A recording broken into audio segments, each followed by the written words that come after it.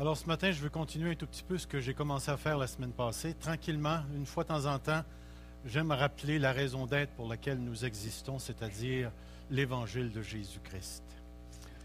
Avez-vous déjà eu la chance de conduire un F-18? Vous savez ce que c'est qu'un F-18? Ce sont ces gros avions, ces gros jets de guerre, là. Hein? Moi, j'ai jamais eu la chance de conduire ça. Mais j'aimerais donc ça. Mais j'ai eu l'opportunité de parler avec un colonel qui était pilote de F-18. Puis la manière dont il m'en parlait, c'était tellement tripant, mon ami. Il disait là qu'à un moment donné, il était posté en Allemagne et puis il s'en allait au-dessus de la mer, comme ça, là. Et là, ils se revirent de bord, puis ils sont à peu près à une dizaine de pieds de la mer. Et là, ils voient la mer, et puis ils s'en vont à des milliers de kilomètres à l'heure. Là. Ça roule, cette affaire-là. Puis à un moment donné, comme ça, là, ils te font un piqué, puis ils montent, là, puis ils s'en vont vers le ciel. Puis de la manière dont il me contait ça, j'avais l'impression que ce gars-là, il vivait une expérience religieuse à toutes les fois qu'il était au volant de ça. Le chanceux. Mais à un certain moment donné, il y a une femme qui, justement, travaillait pour l'armée américaine, et qui faisait un exercice, et elle a dû faire une manœuvre, elle s'est mise en position inversée, et il s'est passé quelque chose au moment où elle a inversé. Elle a fait une montée vers le ciel, mais elle se croyait comme ça. Savez-vous ce qui s'est passé quand elle a choisi de monter vers le ciel? Elle a piqué du nez, puis elle s'est écrasée, puis elle s'est tuée. Ils ne comprennent pas pourquoi, mais elle était à l'envers et elle n'a pas atteint le ciel.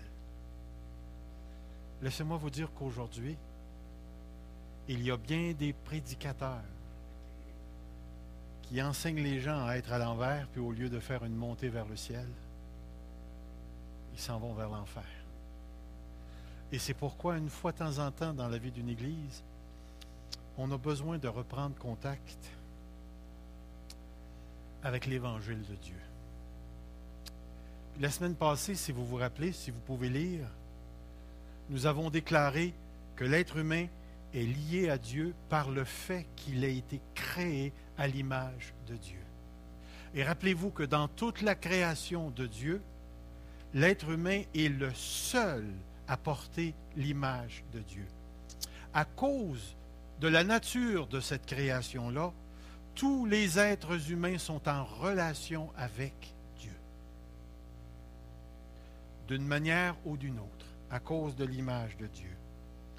Nous avons vu également la semaine passée que lorsqu'Adam et Ève ont choisi de pécher, leur intelligence, leur vie, la volonté, la moralité, l'environnement, les choix, l'âme, les relations, le corps, les actions, la relation avec Dieu, j'aurais pu écrire la liberté, j'aurais pu écrire toutes sortes de choses. Parce que la parole de Dieu nous dit qu'il y a une chose que le péché a faite. C'est qu'il a affecté l'être humain dans son essence et a affecté l'être humain dans sa relation avec toute la création. Et la parole de Dieu dans le livre de Job nous dit, s'il y a de la folie auprès des anges, si Dieu trouve la folie auprès des anges, combien plus chez l'être humain qui boit la perversion comme de l'eau. Une autre chose, nous avons vu également qu'à cause de sa rébellion contre Dieu, l'être humain est destiné à une souffrance éternelle. Autrement dit, la bonne nouvelle de Jésus-Christ est précédée par une mauvaise nouvelle. Et celle que la Bible nous dit, c'est ce que Jésus est venu faire sur cette terre. Je suis venu sauver ce qui était perdu. Alors, l'une des choses les plus difficiles à faire quand tu témoignes, c'est d'emmener la personne, par la grâce de Dieu, à réaliser sa condition spirituelle devant Dieu. Savez-vous une des choses que le péché produit chez l'être humain, qui affecte toute sa relation avec Dieu? C'est l'aveuglement de l'intelligence.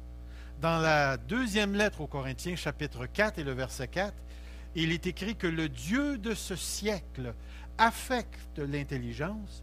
Puis remarquez bien ce qu'il dit par la suite, afin qu'il ne visse pas briller la splendeur de l'Évangile. L'ennemi, grâce au péché, comprenez bien, Satan n'a pas besoin du péché pour nous faire du mal. On est bien capable de le faire par nous autres mains. Mais Satan se sert du péché et il sait que le péché a le pouvoir d'affecter toutes les dimensions de l'être humain. Il y a une conviction profonde que j'ai en moi et que je pense que je pourrais démontrer par les Écritures. C'est que la liberté humaine est également touchée par le péché. Est-ce qu'une personne morte physiquement peut choisir de respirer? Pensez bien à ce que je viens de dire. Est-ce qu'une personne morte physiquement peut choisir de respirer? Si jamais vous allez dans un salon de funéraire, puis la personne qui est dans la boîte en bois respire, vous êtes invité à un party d'Halloween.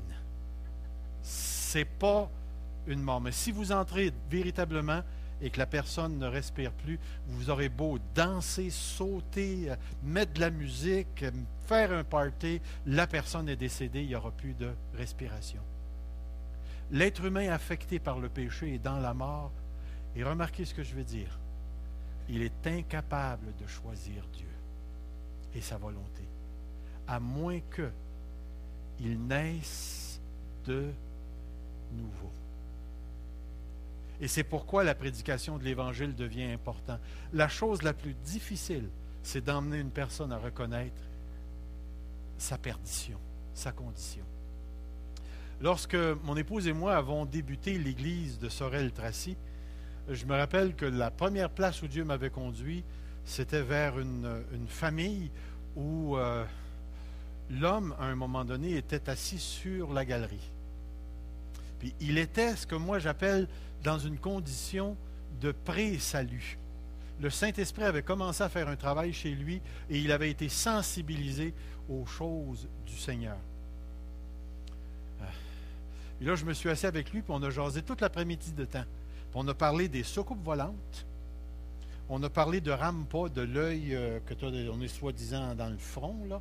On a parlé de sciences occultes.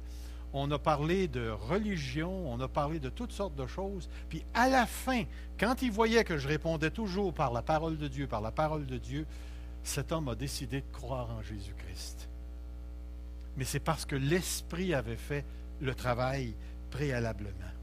Alors, si une personne est dans une telle condition, c'est définitif qu'il a besoin d'entendre la bonne nouvelle du salut de Dieu en Jésus-Christ. Vous êtes-vous déjà arrêté pour vous poser la question, pourquoi Dieu n'a-t-il pas envoyé des anges prêcher l'Évangile?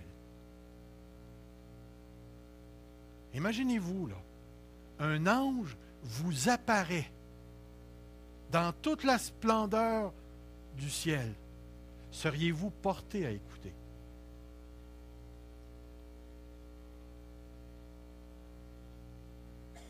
Pourquoi est-ce que Dieu a choisi que ce soit à nous d'aller apporter l'Évangile? Puis il l'a bien dit, hein?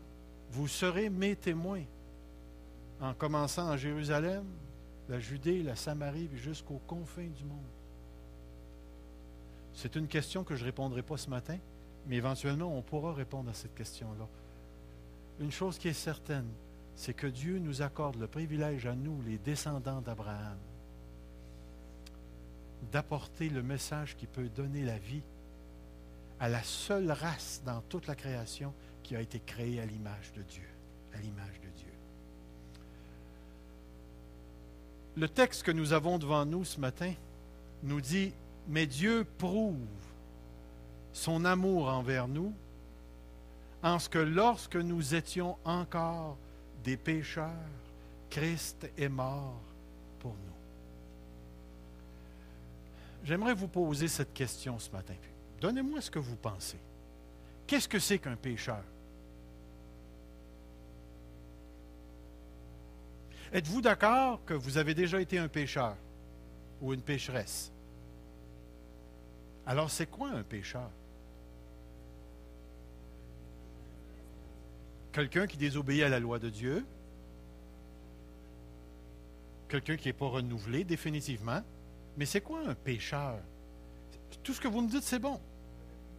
C'est un être humain, définitivement.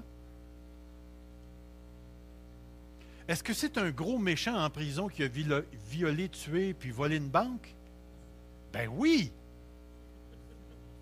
Définitivement que c'est un pécheur. Qu'est-ce que c'est qu'un pécheur? Est-ce que c'est le gros méchant en prison? Est-ce que c'est le monsieur qui vous sert à déjeuner chez Trudeau? Est-ce que c'est la mère de famille qui aime ses enfants? Oh! Est-ce que c'est le mari qui est fidèle à sa femme? Réalisez-vous à quel point le mot pécheur ne représente pas la face de la grosse bébête humaine, là, la gros méchant et ainsi de suite, mais que le pécheur, comme quelqu'un l'a dit, englobe la totalité de tout ce qui s'appelle humain, de tout ce qui touche à l'humanité. Et l'une des caractéristiques du pécheur, c'est qu'il ne s'en va pas au ciel. Croyez-vous que le pécheur peut être religieux?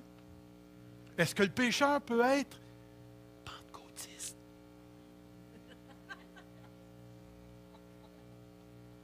Est-ce qu'un pécheur... J'aimerais vous poser la question, êtes-vous des pécheurs? Prenez le temps avant de répondre, là. Ouh! Parce que si vous êtes des pécheurs, savez-vous ce que la parole de Dieu dit? La colère de Dieu demeure sur vous. Et vous êtes destinés à l'enfer. C'est pourquoi ce que je veux que vous réalisiez, c'est que la parole de Dieu nous dit qu'un pécheur, c'est une personne qui ne peut pas entrer dans la présence de Dieu. Que ce soit Mère Teresa, que ce soit quelqu'un qui livre son corps pour être brûlé, que ce soit quelqu'un qui donne tous ses biens pour les pauvres, que ce soit une personne qui soit la plus religieuse, qui va à l'église à toutes les semaines et qui pratique tous les sacrements, que ce soit une personne qui est fidèle à sa religion, que ce soit un bon père de famille qui travaille pour faire vivre sa famille. Le mot pécheur veut tout simplement dire celui qui est sous l'autorité du péché et qui vit selon les cadres du péché. Et c'est pourquoi que c'est de ça que Jésus-Christ est venu nous sortir. Et ce que la parole de Dieu nous dit ce matin, c'est que Dieu prouve son amour en ce que lorsque nous étions encore dans cette condition de rébellion contre Dieu, Jésus est venu sur cette terre pour mourir à notre place. Et Dieu démontre qu'il a fait le premier pas pour nous conduire à Jésus-Christ, pour nous conduire au salut. Et c'est pourquoi j'aimerais mettre quelque chose de très, très, très important en ce qui concerne l'évangile de Jésus-Christ, la personne de Jésus-Christ. Est-ce que vous pouvez voir les deux tableaux que j'ai placés devant vous? D'un côté, j'ai mis Allah, de l'autre côté, j'ai mis Yahweh. Vous savez qui est Yahweh? C'est, dans notre version, ça serait marqué l'Éternel. OK? Mais vous savez qui est Allah? Vous savez qui est Mahomet? Vous savez qui est Jésus-Christ? Vous savez ce qu'est le Coran? Et vous savez ce qu'est la Bible.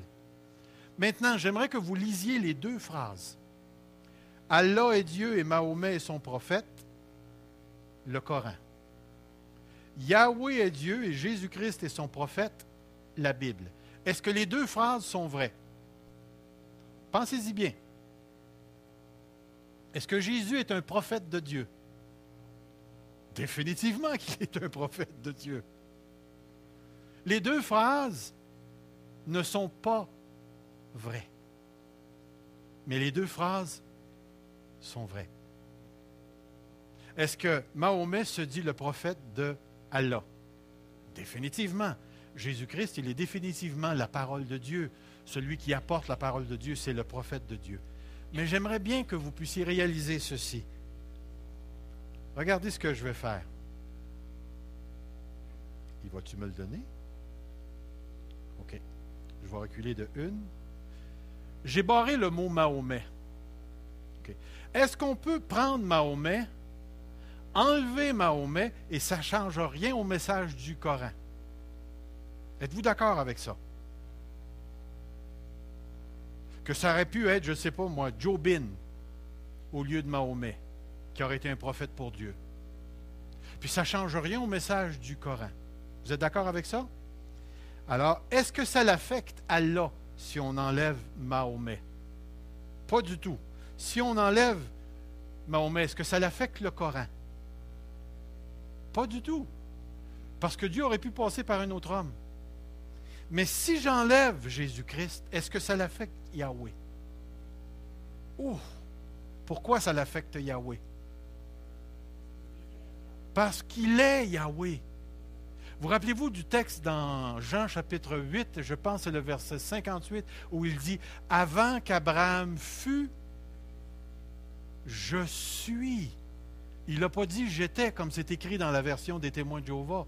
Littéralement, dans le grec, « ego amai », « je suis ».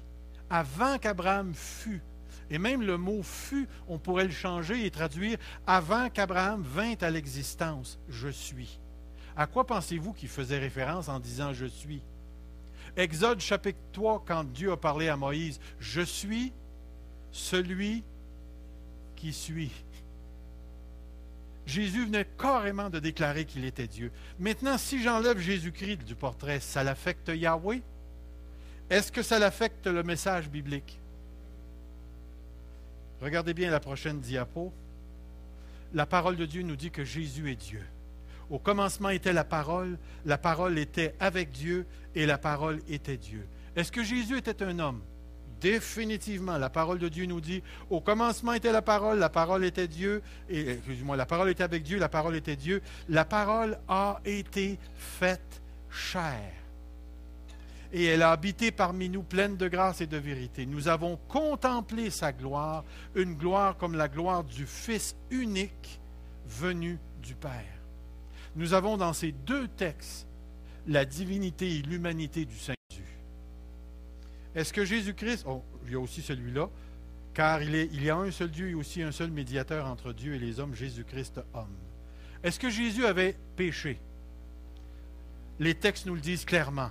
Lui qui n'a point commis de péché et dans la bouche duquel il ne s'est point trouvé de fraude. Or, vous le savez, Jésus apparut pour ôter les péchés, il n'y a point de péché en lui.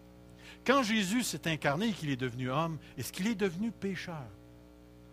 Pas du tout. Et c'est ce qui le caractérise. Mahomet a toujours été un pécheur. Toujours. Et c'est ce qui rend Jésus-Christ tout à fait unique. Notre Seigneur Jésus est Dieu, il est homme, il est sans péché, il est le messager de Dieu, il est le message en même temps.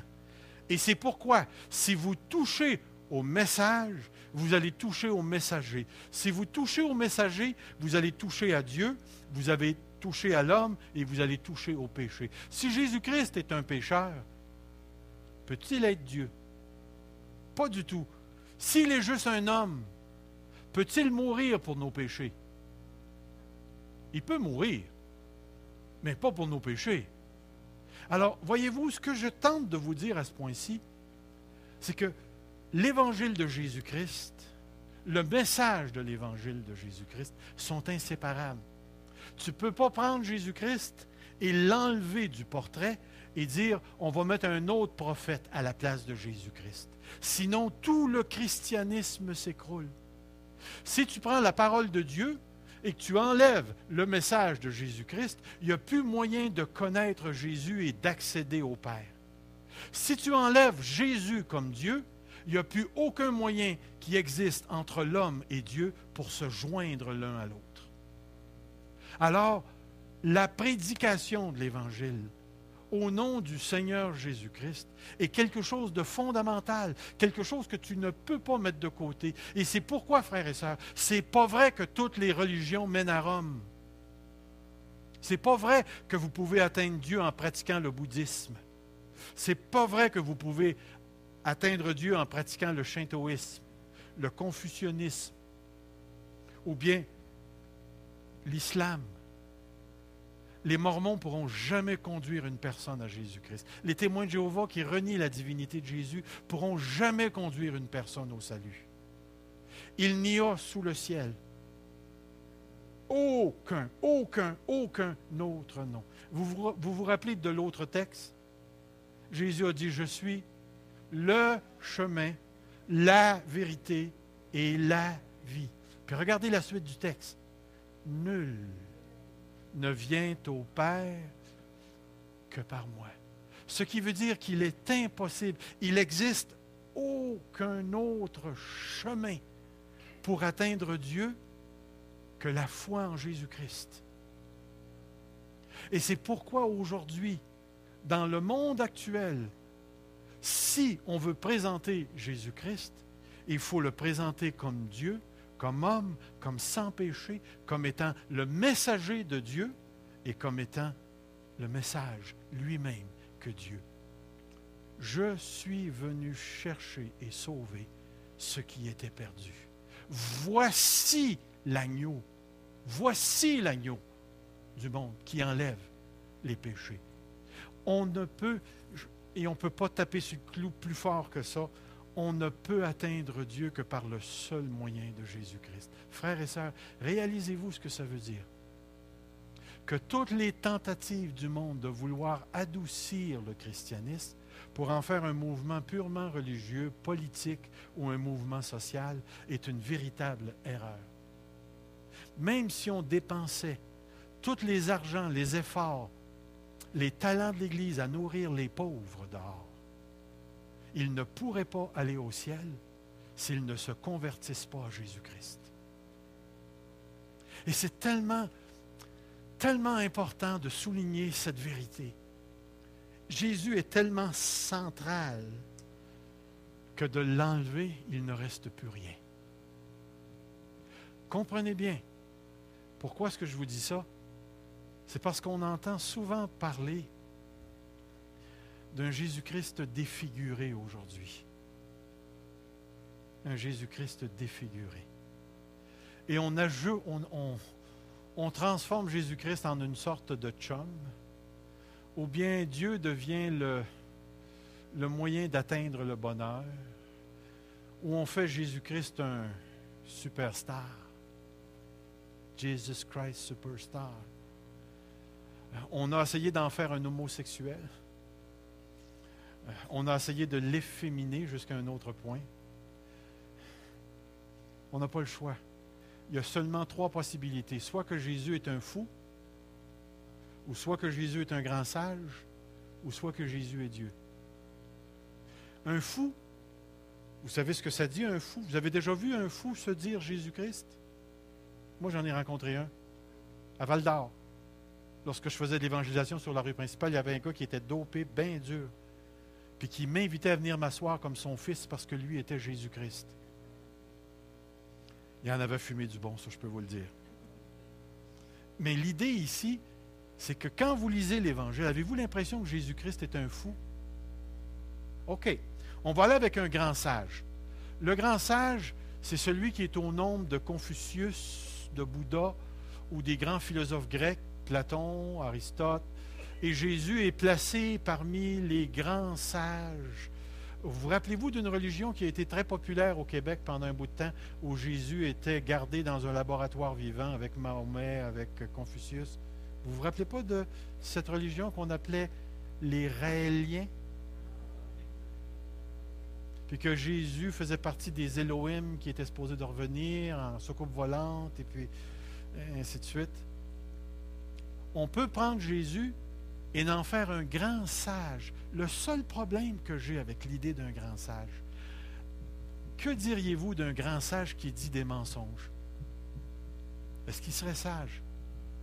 Est-ce qu'un grand sage irait dire « Je suis Dieu, je suis le Fils de Dieu, je suis le Fils unique de Dieu, j'existais avant qu'Abraham existe ». Est-ce qu'un grand sage moderne pourrait dire ça? Alors, il reste juste une option. Jésus est ce qu'il dit être. Il est Dieu. Et c'est de cette manière, c'est ce Dieu-homme qui s'est placé entre Dieu et moi et qui est la clé, le centre du message évangélique. Et tout tourne autour de cette personne-là. Je vous ai lu le texte tout à l'heure, mais Jésus avait une mission que vous connaissez très, très bien, pour la plupart d'entre nous. Jésus est venu chercher sauver ce qui était perdu. Le plus grand obstacle entre Dieu et l'homme est nul autre chose que le péché. Ça, vous êtes d'accord avec moi. Et le péché, c'est la désobéissance, la transgression, la rébellion, l'injustice, l'iniquité, l'impiété qui ont affecté toute la création et tout ce qui s'y trouve. Il n'existe aucun endroit où se trouve l'être humain où le péché n'existe pas. Alors, il fallait que quelqu'un, un jour, se lève et vienne traiter. Et lorsque vous lisez depuis le commencement du livre de la Genèse et que vous allez jusqu'à la fin, le livre de l'Apocalypse de Jean, tout au long, ce que nous voyons, c'est un Dieu qui, de toute éternité, avait planifié traiter avec le péché. Traiter avec le péché. Comprenez, le péché n'est pas un terme très populaire aujourd'hui. Allez au restaurant, puis dites à votre serveuse ou à l'autre, dites-lui, je te remercie beaucoup, pécheur. Comment pensez-vous qu'il va vous regarder? Est-ce que vous avez dit la vérité? Définitivement. Mais soit qu'il va vous regarder parce qu'il ne comprend pas ce que vous dites, ou soit qu'il va vous regarder et il va dire, ce gars-là, il sort de l'asile, il y a quelque chose qui ne marche pas. Le mot péché, pécheur, ce n'est plus populaire. Faites-vous la différence entre un péché et une erreur?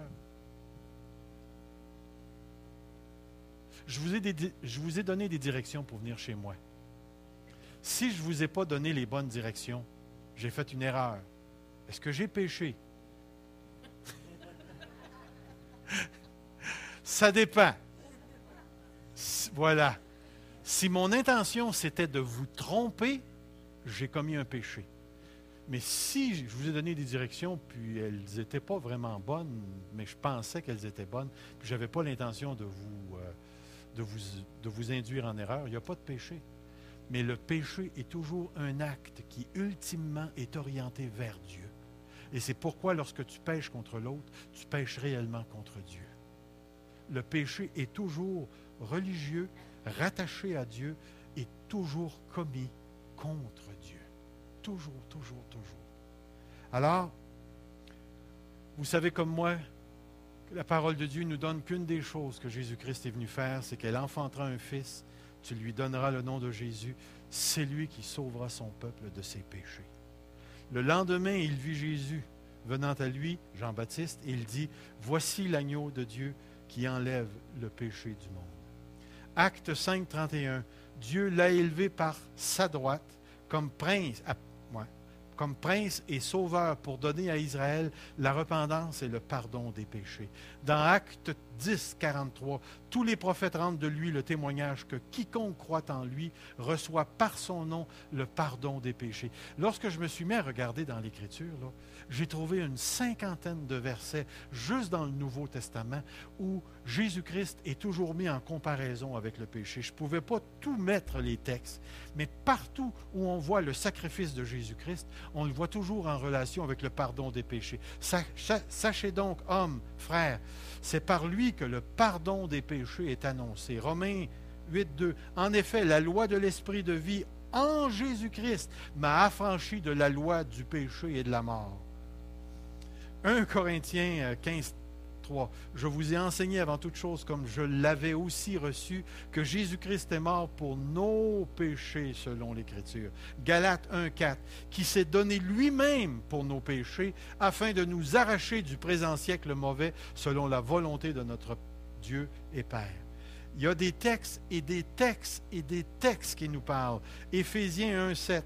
En lui, nous avons la rédemption par son sang, le pardon des péchés. Et il y a des textes, je vous le dis, il y en a partout, partout, partout des textes qui nous disent qu'une des choses que Jésus-Christ est venu faire, c'est de régler la question du péché. Vous pouvez parler de Jésus comme étant rempli d'amour. Vous pouvez parler de Jésus comme étant d'une grande sagesse. Mais l'une des raisons fondamentale pour laquelle Dieu s'est incarné, c'est pour traiter la question du péché. Il y a une chose que ça nous dit. À quel point le péché dérange Dieu. à quel point le péché dérange Dieu. Le péché dérange tellement Dieu qu'à un moment donné, il a envoyé un gros déluge pour tuer tout ce qui était corrompu. La parole de Dieu nous dit dans le livre de la Genèse au chapitre 6 que les pensées du cœur de l'homme se tournaient tout le jour, constamment vers le mal, et cela depuis son enfance, depuis sa jeunesse. Et que la seule façon de traiter avec le péché, c'est d'éradiquer complètement l'être humain. Et vous vous rappelez ce qu'il a fait? Il a sauvé la famille de Noé. Et toute l'humanité est repartie après ça à travers Noé.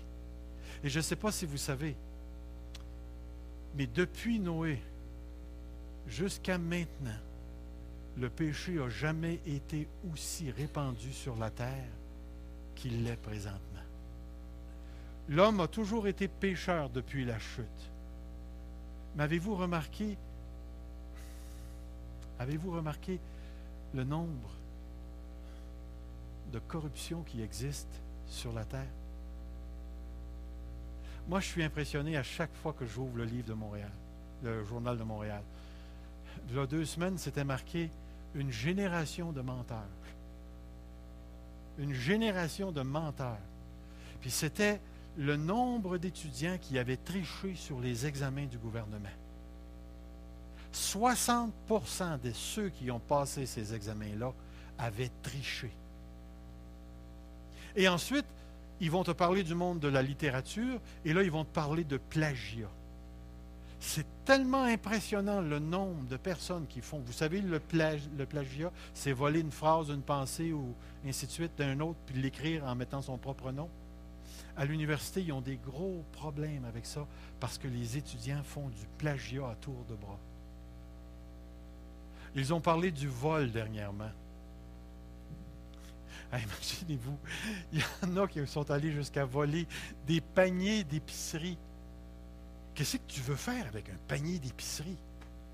Ils ont volé des paniers d'épicerie. Mais j'aimerais ça, moi, qu'ils viennent au moins voler mes poubelles chez nous. Mais ça vole d'un côté de l'autre. La corruption, la corruption. Vous savez que dernièrement, il y a 4 femmes qui se sont fait attaquer à Granby. Un monsieur dans une certaine partie de Granby a violé des femmes. Ça se passe chez nous. La corruption dans le gouvernement, est-ce qu'on a besoin d'en parler ce matin? Est-ce qu'on a besoin de parler de la corruption dans la construction? Est-ce qu'on a besoin de parler du vol dans les magasins? Le péché, il est partout, partout, partout, partout. Il y a une chose qui m'impressionne aujourd'hui, c'est qu'il y aurait un homme qui va peut-être payer à monsieur notre premier ministre 700 quelques mille dollars parce qu'il a dit des choses. Pouvez-vous vous imaginer dire une parole de 750 000 piastres? Wow! Ça emmène en cours. Frères et sœurs, Jésus est venu traiter la question du péché. Et c'est seulement parce qu'il l'a porté. La deuxième chose, Jésus-Christ est venu nous offrir le don de la vie éternelle. Regardez les textes que vous connaissez. Jean 3,16, je n'ai même pas besoin de le lire. Dans Jean 6,40, la volonté de mon Père, c'est que quiconque voit le Fils et croit en lui ait la vie éternelle et je le ressusciterai au dernier jour. Regardez les textes que j'ai placés. J'ai placé 3 textes. J'espère que vous pouvez bien les voir. Avez-vous remarqué qu'il y a un cercle autour du verbe avoir? Est-ce que le verbe est au passé, au présent ou au futur? C'est intéressant, hein? Le Seigneur ne dit pas « Celui qui croit en moi aura la vie éternelle ». Il l'a maintenant. Et ce que je trouve intéressant, c'est bien ça, oui. Ce que je trouve intéressant, C'est cette certitude que nous avons dans l'expérience de la nouvelle naissance. Savez-vous où vous allez lorsque vous allez mourir? Le savez-vous réellement? Êtes-vous certain d'aller au ciel? Pourquoi?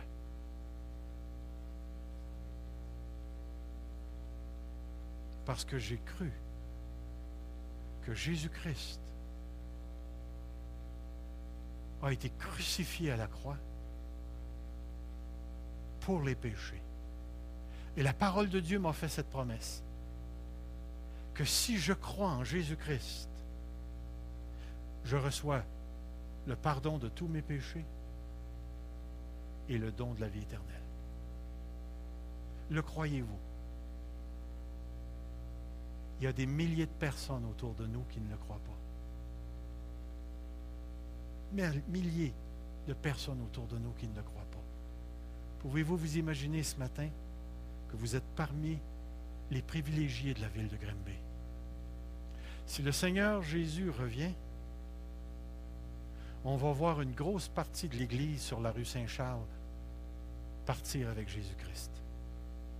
On va voir l'Église de Daniel Poulain s'enlever avec Jésus-Christ. On va voir les églises baptistes partir. Ils vont-tu vraiment partir? Oui, ils vont partir. Puis l'Assemblée de la parole de Dieu, est-ce qu'elle va partir? Vous êtes certain de ça? J'espère qu'en montant, vous allez vous revirer de bord. Puis que vous allez regarder en bas. Et vous allez voir qu'il va en rester gros. Sur 56 000, on va-tu être 1000? On va-tu être juste 1000 qui vont monter? La grande majorité ne connaissent pas Jésus-Christ. Et dans ça, il va y avoir de vos enfants, de vos petits-enfants, de votre parenté, de vos frères, de vos sœurs, de vos parents, qui ne connaîtront pas Jésus-Christ comme leur sauveur personnel et qui ne seront pas avec lui pendant toute l'éternité.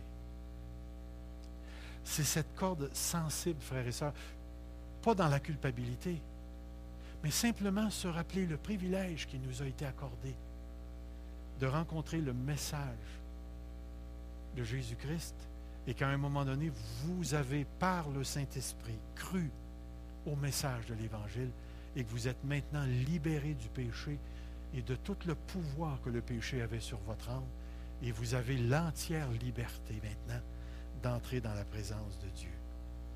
Jésus a dit, je suis le chemin, la vérité et la vie. Nul ne vient au Père que par moi. Il n'y a de salut en aucun autre, car il n'y a sous le ciel aucun autre nom qui ait été donné parmi les hommes par lequel nous devions être sauvés. Je suis venu chercher et sauver ce qui était perdu. Je voulais juste qu'on se rappelle cette vérité de base qui nous fait exister encore sur cette terre. L'Évangile de Jésus-Christ, c'est la bonne nouvelle que le Père a envoyé son Fils mourir pour nos péchés afin que nous recevions la vie éternelle. Demandons à Dieu que dans les prochaines années qui suivent, l'assemblée de la parole de Dieu soit pas juste une assemblée de guérison physique, soit pas juste une assemblée où on va tenter de guérir les cœurs, où on va enseigner juste la bonne doctrine. Toutes ces choses-là sont bonnes, mais que nous devenions comme assemblée une porte qui va conduire des milliers d'âmes au salut en Jésus-Christ. Chacun d'entre nous. Alors, si il y a quelqu'un ce matin qui ne connaît pas Jésus-Christ comme son sauveur personnel, partez pas avant d'avoir connu. Ne vous fiez pas au fait que vous êtes né dans une famille chrétienne. Ne vous fiez pas au fait que vous venez à l'Église, mais sondez votre âme et répondez à cette question. Si je mourais aujourd'hui, est-ce que j'irais au ciel? Est-ce que j'irais réellement au ciel? Courbons-nous devant Dieu. Seigneur notre Dieu, merci pour le souvenir de ta croix, de nous rappeler l'essence de l'Évangile. Que même si aujourd'hui, Seigneur, la grande majorité de la population québécoise ne comprend pas l'Évangile, merci de nous avoir donné cette compréhension. Même s'il y a un grand aveuglement, Seigneur, tu as fait de nous, chacun d'entre nous, des lumières pour ta gloire. Maintenant, Père éternel, conduis-nous dans cette voie de l'éternité qui est la nôtre. Et je te prie pour Granby, Seigneur, ce matin. Granby est rempli d'églises évangéliques. Et j'entends encore parler, lorsque je vais dans d'autres assemblées, Seigneur, dire, c'est quelque chose d'avoir tant d'églises dans la ville de Granby. Même avec ce grand nombre d'églises, Seigneur, nous n'avons touché qu'une toute petite portion de la ville. Seigneur, sauve Granby, je te prie. Sers-toi des enfants de Dieu pour apporter l'Évangile, pour montrer aux gens qu'ils ont besoin d'être sauvés, que la voie large et spacieuse conduit à la perdition, mais que le chemin de la croix conduit à la vie éternelle. Seigneur, le cœur des Québécois est en train de s'endurcir et de s'enliser de plus en plus dans le péché, la facilité, la corruption, Seigneur. Donne à ton Église évangélique, Seigneur, d'apporter le salut partout où elle passe. Ô Dieu, laisse-nous pas vivre plus longtemps sans connaître une grande moisson dans cette ville. Père, te rappelles-tu, Seigneur, la prière de William Tyndale? Lorsqu'il criait pour l'Angleterre, il t'a demandé, donne-moi 10 hommes totalement consacrés à toi et je revirerai l'Angleterre à l'envers. Seigneur, regarde le nombre de chrétiens que nous sommes dans cette ville. Envoie un grand vent de l'Esprit, Seigneur, pour que tous les enfants de Dieu soient soudainement touchés, passionnés pour les perdus.